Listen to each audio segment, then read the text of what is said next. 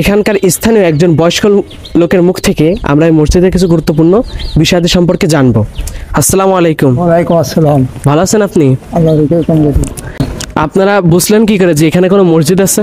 ঢাকাতে লোক আইলো জাদুঘরতে, এসে আর কি ম্যাপ করে গেল। ম্যাপ করে যাওয়ার পরে খনন করলো, খনন করে দেখা যায় সব ঢিপে ঢাবা খুঁজে চোয়া করে দিয়ে থিয়ে চলে গেল। যাওয়ার পর আবার এসে খুঁজে তারপর দেখা যায় মসজিদ, গম্বুজ, সব গম্বুজ হাতি থাকে তো, গম্বুজ না সব মসজিদ দেখা যাচ্ছে।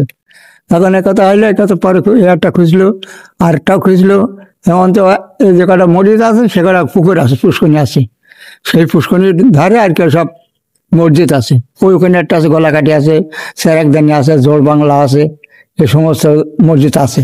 তো এই মসজিদটা খনন করার পর এই মসজিদের ভিতরে কোনো পুরাতন কোনো জিনিস, ঐতিহ্যবাহী কোনো ঐতিহাসিক কোনো জিনিস পাওয়া গেছিল নাকি? না, তা পাওয়া যায়নি। ওই ওখানে একটা আছে, পিলার আছে, ওই তাতে একটা খাম আছে, ওই খামে আর কি কিছু পাওয়া যায় না। ওই খামটাই দুটো খাম পাওয়া গেছে সাইডে, এইভাবে আছে। আচ্ছা আচ্ছা। জোর বাংলা, গোলাকাটি।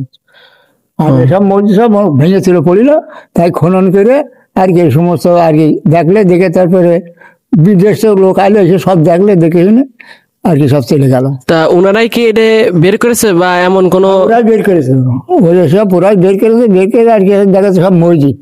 ওরাই কি খবর দিছিল যে এখানে কোনো মসজিদ আছে বা অন্য? হ্যাঁ, এখান থেকে ম্যাপ করে নিয়ে গেল। ম্যাপ করে যখন আর কি করলে, ম্যাপ করার আগে ওরা জানলো কি করে যে এখানে মসজিদ আছে?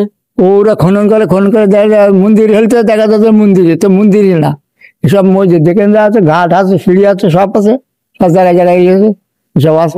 মাশাআল্লাহ, অনেক সুন্দর কথা, ভালো লাগলো।